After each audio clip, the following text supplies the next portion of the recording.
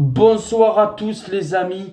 Alors on va parler de ce match, on va débriefer cette Espagne-Italie. Et tout d'abord, un magnifique match. L'Espagne qui impressionne, je trouve. L'Espagne qui fait vraiment partie des favorites pour cette Euro. On peut le dire, un Williams qui est excellent côté gauche. Que dire de Yamal qui va avoir 17 ans dans quelques jours, mais qui est aussi excellent côté droit. Alvaro Morata qu'on a peu vu, mais qui a été aussi très bon. Le milieu de terrain, que dire, parce que tu as Rodri de Manchester City et tu as la personne que je vous ai montré sur mon téléphone, Fabian Ruiz, qui est une catastrophe au Paris Saint-Germain et qui a été exceptionnel, qui est le N'Golo Kanté. J'ai pas peur de le dire côté espagnol. Il a été dans tous les coups. Il a eu même des crampes en fin de match tellement qu'il a été bon, et je pense que ça va être lui encore l'homme du match. Ça a été énormissime pour lui. Il a fait encore un match exceptionnel. Après, on peut le dire, les Italiens, offensivement, c'était pas ça.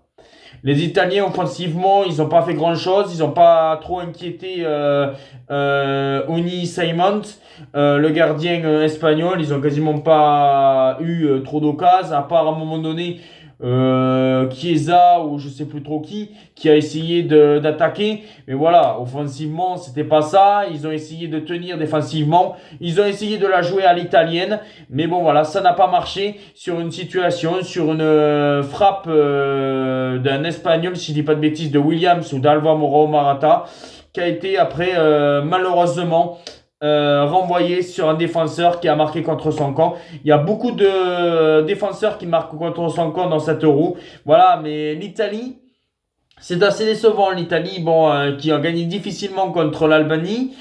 Là, on a vu qu'offensivement, c'était pas ça. Ils auront un match crucial contre la Croatie. Parce que moi qui pensais que la Croatie était mort, eh ben, au final, peut-être pas. Hein. On sait que la Croatie, sur un match, peut gagner et l'Italie peut se retrouver troisième. Alors attention à cette équipe italienne qui est pour le moment deuxième, et que avec un match nul, ils seront assurés d'être deuxième. Avec une victoire, pareil. Mais par contre, si l'Italie perd son match, eh ben, ça serait la Croatie qui prendrait les devants. Mais pour moi, voilà, le défaut de l'Italie, ça a été qu'ils ont été très bons défensivement. Malheureusement, eh ben, après, ça a craqué. En voulant jouer peut-être un peu trop la défense, eh ben, à un moment donné, ça craque. Et puis après, eh ben, comme je le répète, c'est offensivement. Mais après, je pense qu'ils peuvent remercier quand même les Italiens, leur gardien de but, Donnarumma, parce que sans Donnarumma,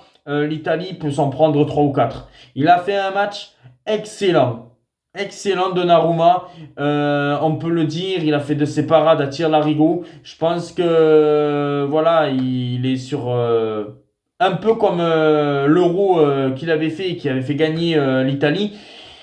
Mais pour moi, pour que l'Italie soit plus forte, il faut qu'il joue un peu mieux offensivement. Voilà un petit débrief. Ben, les tops et les flops de ce match. Je dirais, côté italien, le top c'est Donnarumma. Parce que sans Donnarumma, l'Espagne peut en claquer 4. Et côté espagnol, le top c'est Fabien Ruiz. Fabien Ruiz, homme du match. Nos amis parisiens doivent être en sueur de le voir nul toute l'année. Fabien Ruiz en numéro 1. Williams, côté gauche, excellent. Et après, Yamal qui a été aussi excellent sur son côté. Voilà le petit débrief de cette Espagne-Italie. J'ai pas trop de choses à dire. Et on se retrouve demain pour la fin des pronostics de la deuxième journée. Et surtout, de mon débrief, là, bien sûr, de l'équipe de France. Ciao les amis.